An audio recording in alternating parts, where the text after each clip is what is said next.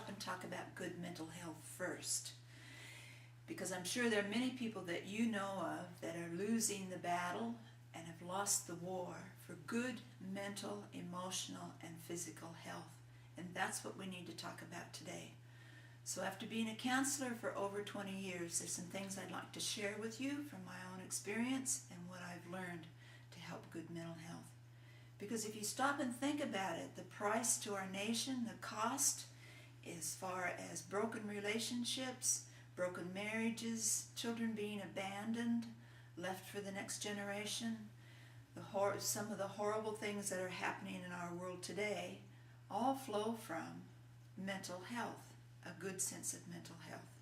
So before we get too far into it, we probably need to make a definition. When I talk about mental health, a short, simple definition would be having the inner physical, emotional strength, the wisdom to be able to face the traumas and the problems that come into our world.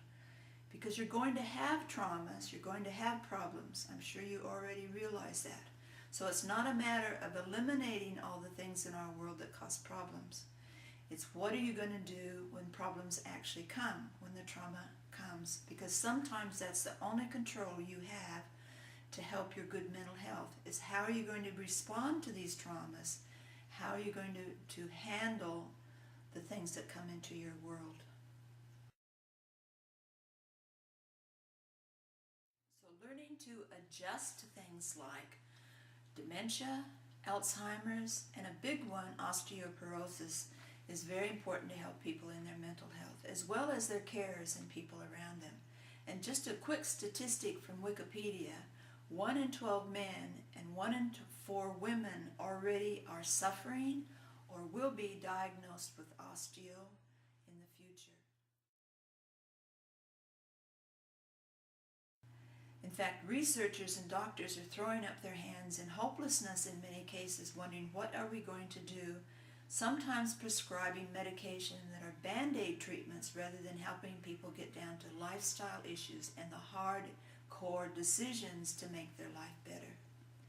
Another huge area that affects our mental health is grief and loss. And again, we're all going to have grief and loss in our lives. Being born as a human guarantees you're going to lose things, people, maybe houses, jobs. That will all affect how you respond in your mental health. So learning the signs of stuck grief is important, and how to work through grief so that you can get past that and complete your life the way that you were meant to live it. From there you can take a look at stress and burnout. Again, as a counselor, this is another huge area that I often see people for. We all are stressed, but if we don't learn how to handle our stress in healthy ways, it's very easy to slide down into burnout. And from burnout, some people go into chronic fatigue, which is a long journey back to good mental health after that. None of us have grown up in good homes where we've been taught good ways of coping with life, or very few of us perhaps. And so one of the things that statistics are being concerned about as well is suicide. Some people are finding or thinking that this is the answer to their problems. But we know that there are good principles of suicide intervention that you can handle. Anxiety, panic attacks, obsessive-compulsive behaviors, social phobias affect good mental health as well. We need to know something about that in order to help people around us, or if we're in the middle of that, to help ourselves.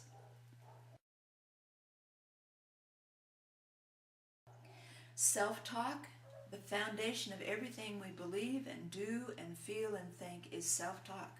And learning how to take care of ourselves are two very important areas as well that affect our good mental health. Learning who we are, where we're headed, and who we're going with is very important. Because that determines a lot of things in our world. Now we've run out of time to talk about a lot of the other areas of good mental health. Things like women's issues of menopause affect mental health, adjusting to ADHD, bipolar disorder, schizophrenia. The list could go on and on and on, but we've run out of time to do all of that. So as you check into some of these areas, or if you try the website, I put some very practical worksheets on each of the sites so that you can check and see where you're at right now in all of these different areas of your own mental health. So that's it for me right now. Hopefully you'll get some truth and find some answers as you look into these areas, and you'll begin to live more and more like your Creator designed you to live. Bye for now. Suzanne.